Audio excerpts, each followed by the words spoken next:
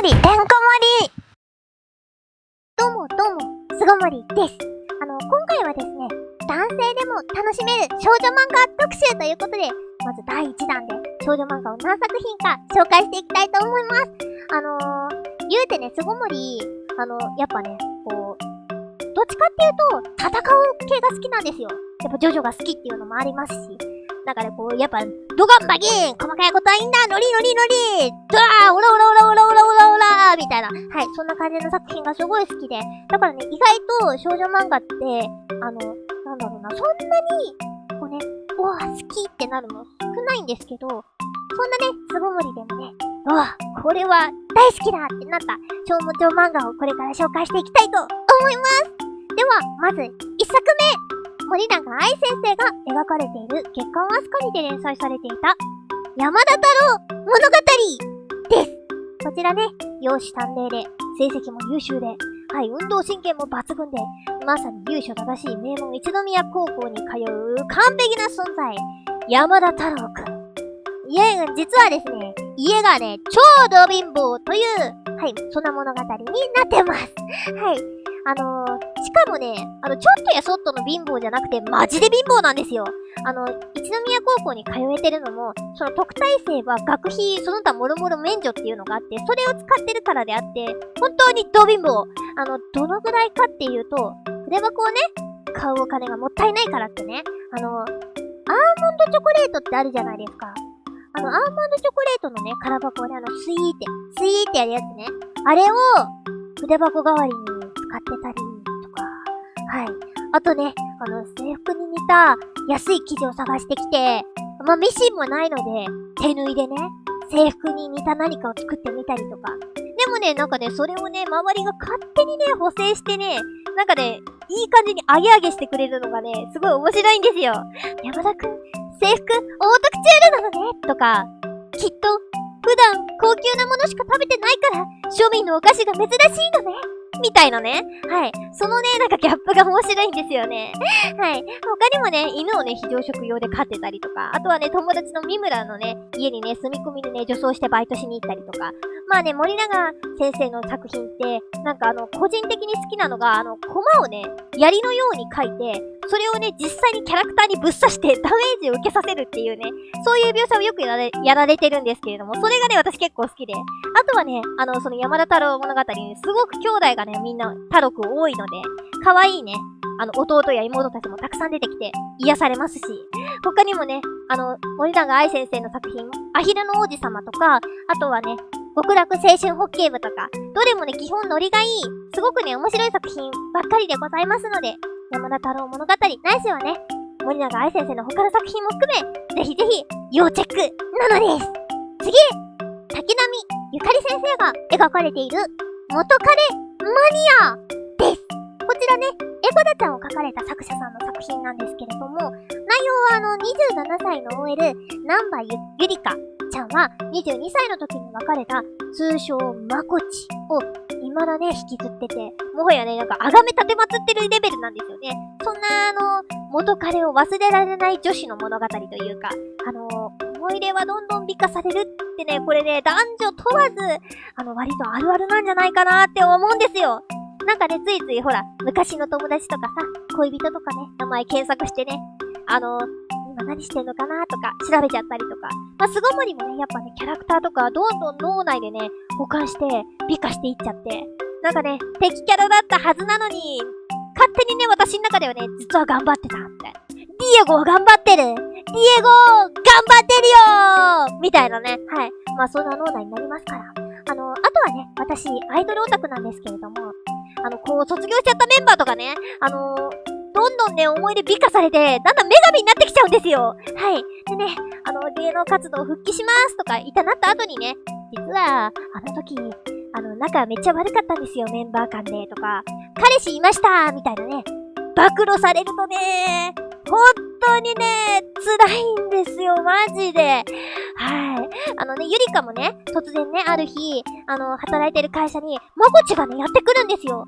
すごいね、テンション上がるんですけど、でももう22からさ、27歳までの間に、脳内で勝手に保管して作り上げた、脳内理想まこちと、現実のまこちとのギャップにね、悩んだりとかね。あと、かといってね、割り切って過去の思い出にしようと思ってね、別の人とお付き合いをね、しようと思うんですけれども、なかなかうまくいかなかったりとか。そう。アイドルもね、あの頃とは違うってこと、ショックもわかってるんですよ。でね、ショックも受けつつもね、でもやっぱりね、なんだろう、かつて好きだった推しだから、はい。ついついね、ブログ確認しちゃったりとかね、マジでね、アイドルの方は、あの頃の思い出の暴露話、マジでやめてほしい。なんでしょう。もういいの。芸能活動復帰とかはめっちゃ嬉しいんですよ。むしろね、また推しが見れるって超いいことですから。めっちゃ応援したい。だけど、あの時彼氏いましたとか、そういう暴露話はね、ほんとやめてください。純粋に楽しめなくなるんで、お願いします。お願いします。はい。いや、最後ね、ちょっと話ずれちゃったんですけれども、まあね、そんな感じで、忘れられない恋人とかね、友達がいる人も、巣ごもりのようにね、アイドルとかキャラクターが好きな人とも、多分ね、どっかしら、わかるってなれる内容となってます。